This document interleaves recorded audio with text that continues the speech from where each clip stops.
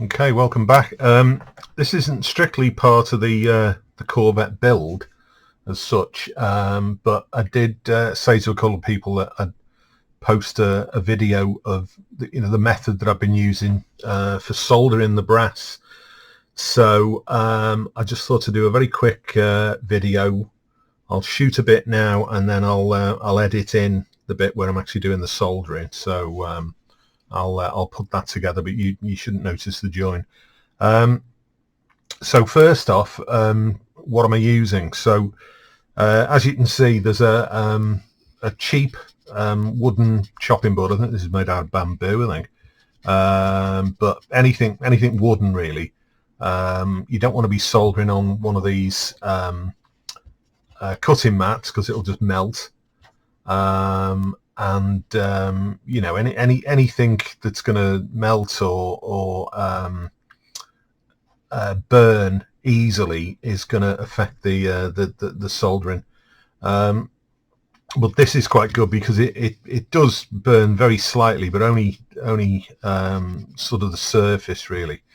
So and it protects this. Soldering iron. Now I've done electronics for years, and anyone who's followed my channel has seen that I've done lighting projects and stuff like that. And I've always got by. This is about the third one of these that I've had. I mean, over time they gradually wear out, and I think the element goes in them, and you have to buy another one. So this is an Antex. Get it the right way up.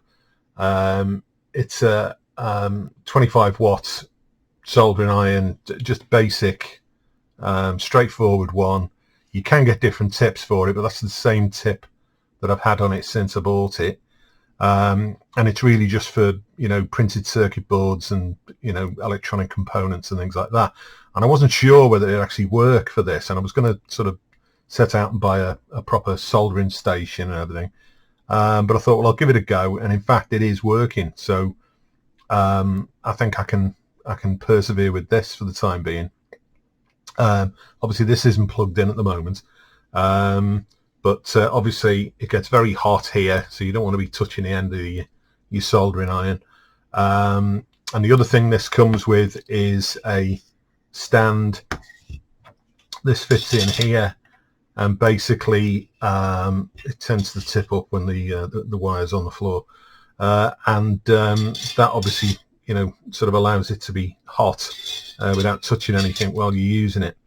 There's also a damp sponge there, which when you're tinning the iron, and I'll explain that when I do the demo, you can wipe it on here and it wipes off the excess solder, and then obviously that's stored in there when you're not using it. So the main thing is that you have this somewhere where you're not going to be coming into contact with anything flammable for a start, or any surfaces like this. You don't want to be coming into contact with parts of the kit, so don't have these sort of randomly left about and you accidentally catch them with that, because it will just cut its way through the plastic. So there's your iron. The solder I'm using, I did a little bit of research, and this is Cars detailing solder. There's various grades of this. I watched a couple of videos, and this is the one that people seem to be using, so I ordered this. As to whether the other grades are better or worse, or different applications, whatever, I don't know, but this seems to be working fine. The issue with this, and I mentioned this before, is that unlike a lot of electrical solders now, this does still contain lead, and it also contains cadmium as well. What does it say on the back? 50% tin, 32% lead, and 18% cadmium. So both lead and cadmium are toxic. So if you're using this, you have to make sure that you keep washing your hands. You could wear latex gloves, I suppose. The problem with latex gloves is if you happen to touch something that's hot, the glove will melt. And also they make my hands sweat, and I don't really get on with those kind of gloves. So I'm just basically doing a little session of soldering and then just going and washing my hands, soap and water, and that's fine. I mean, I did used to use lead solder years ago when I was in the avionics industry, and we were just advised to wash our hands before we ate food or anything like that. Now to cut down on the amount of handling, I've kept it in its bag, and I've just got a little piece of it sticking out there which I can sort of reach with the tip of the iron and just get a little bit off, and that's fine. The other component is this Flux, and again, this was one that was recommended. They do various types of flux as well, and I think the videos I watched, they were to do with model railways. They were building carriages or locos made out of brass, and they were using this, and I thought, well, this is a similar kit, so I'll go for some of that. I've had this quite a while, so I can't remember how much I paid for it, but it isn't massively expensive. Most of the component parts for this aren't expensive. So again, this one is it's got a Kosh sign on the side there saying that it's corrosive and it's bad for the environment. So it says causes burns. So to use this, and it is just like a red liquid, watery liquid, I'm just using a small brush, and I just dip it in there and just paint a little bit on, and then obviously again you wash your hands after you've been using it. Keep it out of the way so you don't knock it over. And the other thing you might need is a pair of tweezers, simply to just sort of hold things still while you're doing it. The brass does heat up quite hot, obviously, because it's melting the solder. But for instance, on this part here, when I was soldering this, let's just switch to the other camera so you can see the solder. So there's the solder in the in the joint inside, and let's just tilt that up a bit. And the way I did this, I literally held it with my finger on the top and soldered the bottom, and the distance to my finger was enough that it didn't get too hot at the top, because it's only heating it at that point. So a combination of using your hand or maybe putting in some little clamps. I've got lots of these little clamps. Obviously these have got the plastic ends on, but I do have some without the plastic on the end. Crocodile clips are useful. Anything like that can just hold things still while you're doing things. The disadvantage, you see when people are welding, they use magnets. Well, obviously brass isn't magnetic, so you can't do that. Now, what I've done here is just for the demo, I've cut out, you can see some writing on that there. That's just off the fret. It's off the bottom edge of the fret. It's just telling you what fret of parts this is, but it happens to be a nice little flat bit of brass. And I cut another piece off and I've bent it in half there, and it's literally just so it'll stand up on its own, just so I can do this demo. And then I'm going to solder those together and you'll see how that works. Now, just back on the subject of soldering irons, if anyone's watching this thinking, oh yeah, I'll have a go at that. I mean, these soldering irons, I've had this quite a few years, and I think I paid about £30 for it. And you see them going up into the hundreds of pounds. I've seen a lot of people use the ones you get from the likes of, if you're in the UK, Aldi and Lidl do them from time to time. And as luck would have it, Lidl, I picked up the catalogue yesterday, the sort of in-store catalogue, and they're actually doing a soldering station next week, and I think it's only like $9.99. So I might buy one anyway and see what it's like, because it's got a super fine point on it. This point's fairly fine. If you can see that, it's sort of got a little flat on it. It's, as I say, it's really designed for soldering resistors and capacitors and things like that. But they're doing one that goes to like a needle point, and it might actually be more useful for this. So we'll, as I say, for the sake of £10, I might pick one up and see what that's like. Now, obviously, if you're watching this from elsewhere in the world, the USA or whatever, There's lots and lots of places you can buy cheap tools from, and you know, sometimes they say, you know, buy cheap, buy twice. But you know, I've had plenty of cheap tools in the past that have worked reasonably well. They're not industry rated, but they're fine for hobby work.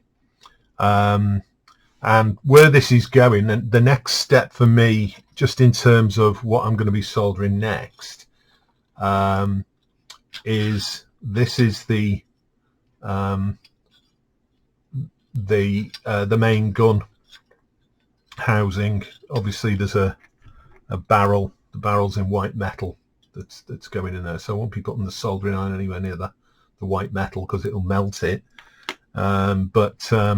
So this has been folded up.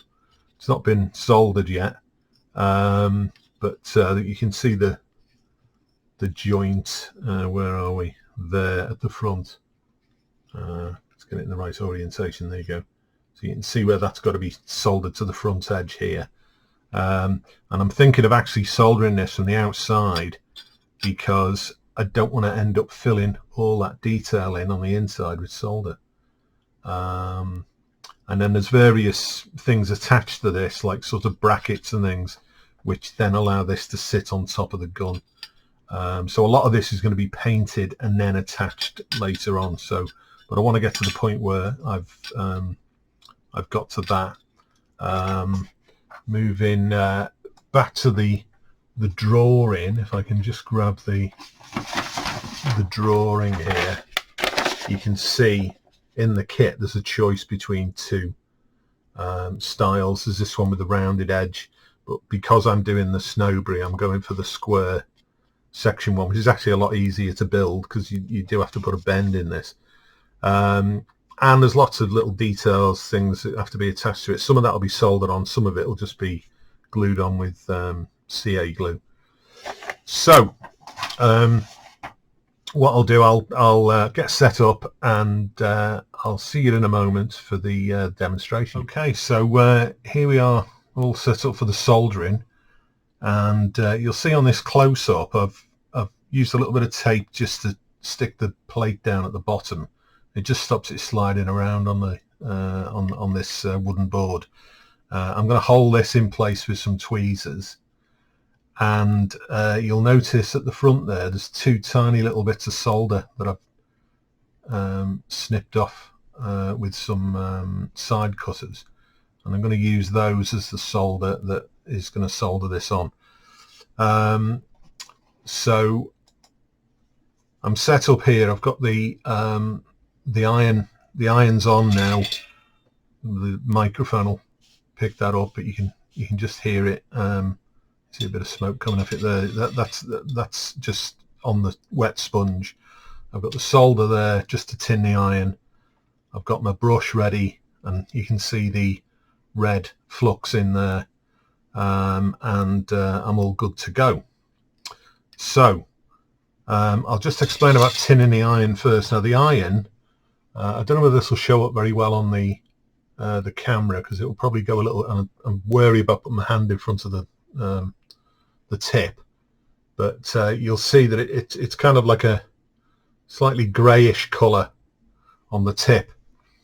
So what you do is you pick up a tiny little bit of solder on the end of the iron, and there you go, a little tiny blob of solder, and literally just wipe it on there, and that's known as tinning the iron, and that just puts a little layer of solder on the tip.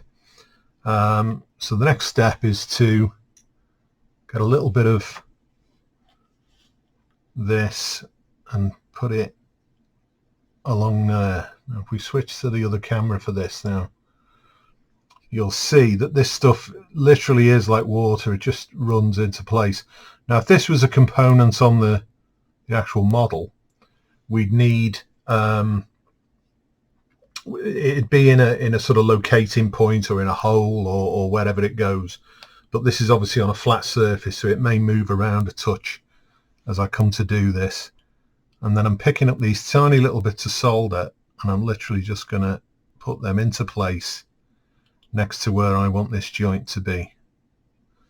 and there's plenty of we'll just add a tiny little bit more flux to that, and the flux is what makes the solder flow into the joint. So if I now bring my iron over, let's see if we can get this without it going out of focus. So I'm holding that in place, and I just put the iron next to the solder.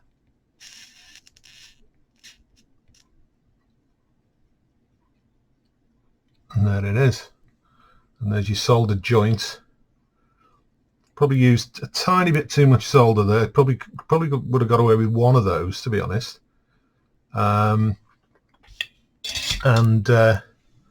That is the joint soldered. And if I lift that up, it'll still be a little bit hot. You can see there's a nice little layer of solder there now. Now, as I say, probably a tiny bit too much. I just wanted to make sure it actually flowed on the demo, that you could actually see it work. I may do another little bit on the back here. Let's just move this into a position you can actually see it. And that way should do it, yeah. And I'll get another little bit of solder. It literally only needs a tiny piece. That's probably plenty. So again, with the flux, you can see the flux there. It's like a kind of red liquid. Pop that on there. We'll put it in the middle this time. And we'll get the iron again. Just make sure it's... Now it shouldn't move this time because the other side of it's soldered, so we'll be able to just bring the iron in to meet it.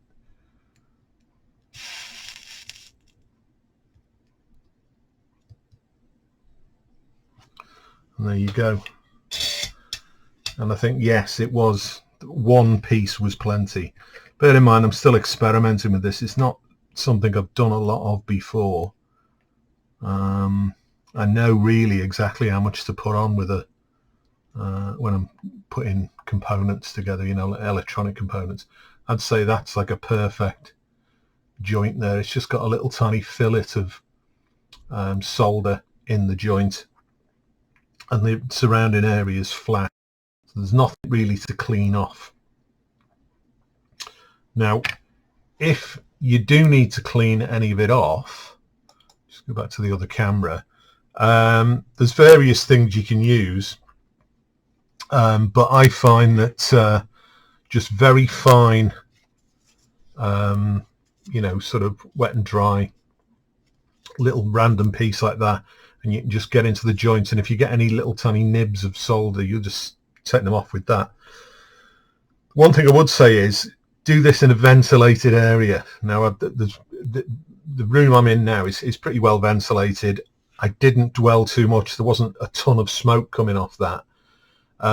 If you're not used to soldering and you're likely to be making lots of fumes, I'd recommend you get yourself a respirator mask to wear, you know, the kind of thing you'd use for sort of when you're spraying paint and things like that.